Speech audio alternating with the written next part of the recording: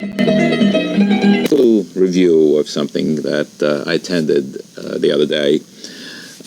It's always a pleasure for me to report about an entertaining evening that's spent at the Westchester Broadway Theater.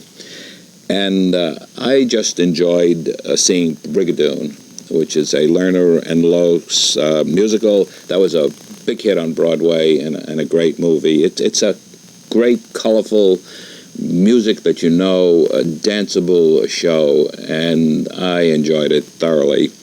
It's being followed by the Pirates of Penzance in December, which will run through February. And I think that if you're looking for an interesting experience, I recommend it highly. For further information, you can call the Westchester Broadway Theater at 914-592-2200. And now to my guest today. We're talking about an old friend in terms of the place, which is the Hudson River Museum, and an old friend in terms of my guest, who is Connie Cullen, who is the Director of Public Relations for the Hudson River Museum. Now, I've done several shows, of course, about the museum, and so many things are happening there. So basically, Connie, what's new? What's happening?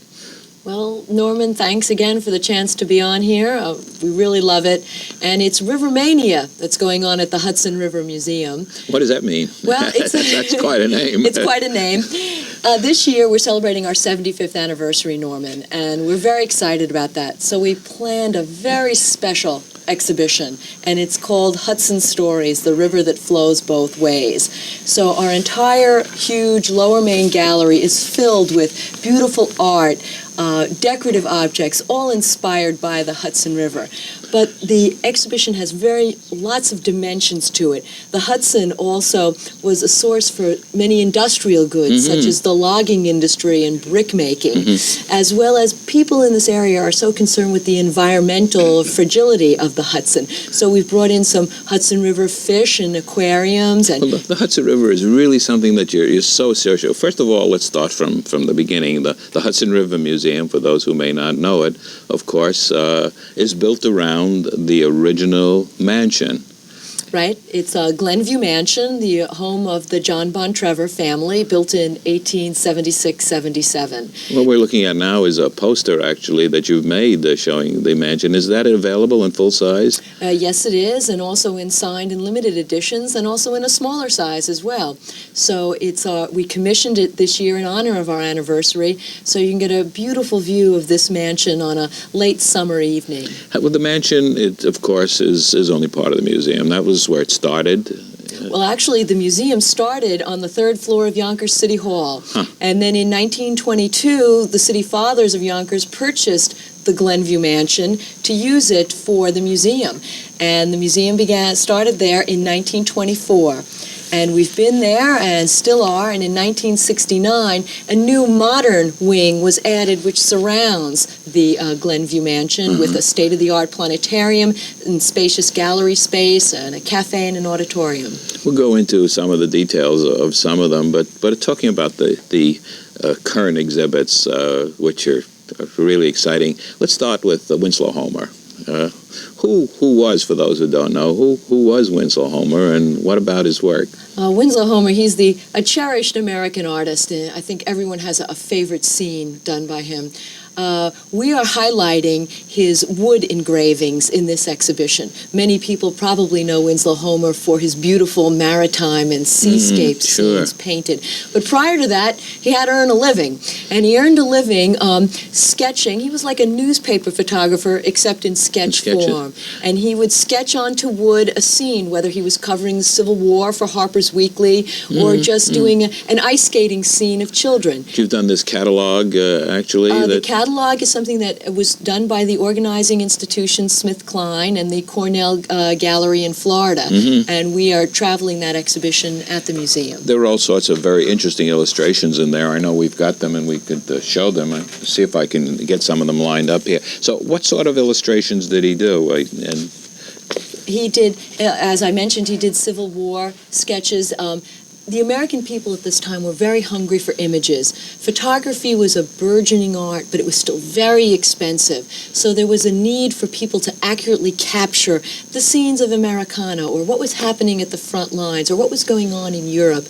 And Winslow Homer was a consummate graphic artist, and he would sketch these onto wood, and an engraver would etch out of the wood, and then they would be inked, put in the press, and that's how they were printed. And they're not only new scenes, because also, as we have seen, some family life sort of scenes that are going on. Oh, wonderful scenes of picking berries in Gloucester Harbor and ice skating in the on the ponds. It's something.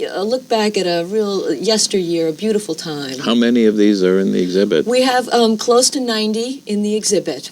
It's quite comprehensive. Now we were talking about the museum itself. They are in the new wing, the modern wing. Actually, the Homer are, because they fit the period of the Glenview Mansion, we have put them in the gallery spaces we have there. Oh, in the mansion itself? Yes.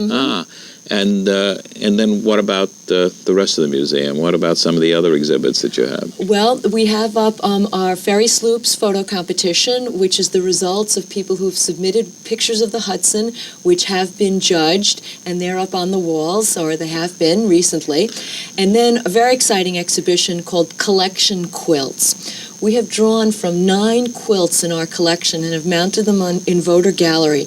And one of them in particular, the Baldwin quilt, is very close to Yonkers' local history. Anson Baldwin was a man who owned a hat factory in Getty Square, and he allowed his house to be used by the Sewing Circle of St. John's.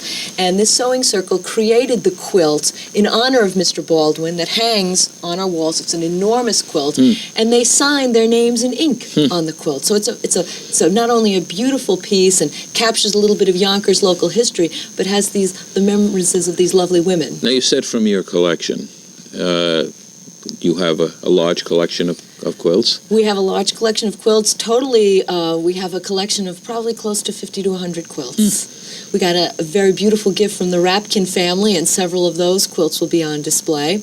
And we have quite a substantial textile and decorative art collection beyond that, as well as costumes. So don't always think of the Hudson River Museum as just paintings and sculpture and photography. We do the decorative arts and quilts and those sorts of things as well. Let's get back to this whole theme that's taking place. I guess that's fall and winter at the Hudson River. What else is happening? There's something very interesting from my viewpoint. Of course, that's the appeal to aviation. Yes, and that's our exciting. We've had the Red Grooms astronaut on the moons up since this summer. Yes. It's a larger-than-life, huge sculpture done by the pop artist Red Grooms, who also designed our gift shop. And that piece will be up for 3 years. Oh, my. And we have developed a series of exhibitions building on art, the interrelationship between art and science. What we have up now is an exhibition on the lunar module, and the models and sketches, you might think of these as purely scientific, but they're also beautiful artistic things, images and structures as well. So you can learn about that vehicle that carried astronauts from the command module to the moon What do you mean by surface. an exhibit? What is the exhibit itself? The exhibit has actual lunar parts, as well as models of the lunar module, plus models of earlier submissions to the Grumman Corporation for potential lunar modules. Where did they come from? They came from the Cradle of Aviation Museum, which is in Garden City, Long Island. This museum is quite fascinating, and they are actually, though, are closed for 3 years, so that's why we're able to borrow from their exhibition as they undergo renovation to become one of the premier air and space museums in the country. They are just on aviation and spacecraft in Long Island.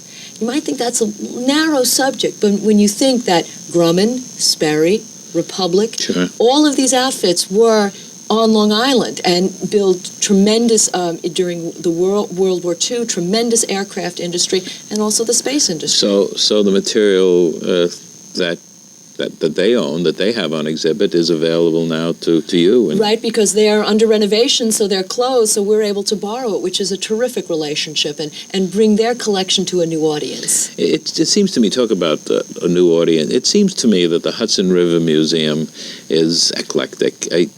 You appeal to so many different audiences. You appeal to people of different ages. I think particularly of the baseball card exhibit, which I know I have seen 3 times already, and I know it can't stay there forever, and hopefully it will still be up by the time people get around to going there. But let's talk about that exhibit a little bit. Well, in museum techno-speak, you have multiple points of access.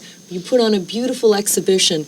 How are people going to get into it and get involved in it? With a baseball card exhibit, you've got a lot of children looking at it. What's the name of it, I think? Okay, it's called Holy Cow, Baseball and Trading Cards, named after our new Hall of Famer, Phil Rizzuto from the New York Yankees. We're so proud of him and that accomplishment that we honored him with this exhibit. Yeah.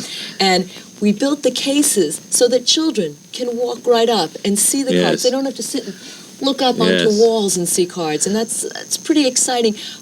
The quality of the cards, the way it's laid out, I think anyone who's looking for first-class museum presentation, they're going to find it as well. It's not only baseball, Norman. We've put in cards that are related to history, to filmmaking, to cartoons, and appeal to women and young girls as well. We have female athletes and female swimmers and famous females like Annie Oakley in the exhibition. And the appeal, of course, especially with a subject like this, is not only to youngsters. We think of youngsters buying the cards, but there's so much nostalgia involved with baseball cards and all sorts of card collecting. It's a part of the growing up of most boys, and certainly a lot of girls. I know that the girls are great collectors these days. Well, what warms my heart is when I walk through the galleries and I see a father with a son or a daughter or 2 of them on his lap, looking at the cases together, and they're talking about who that is and what did he do and why was he or she famous, and they're sharing in a wonderful interchange, and that's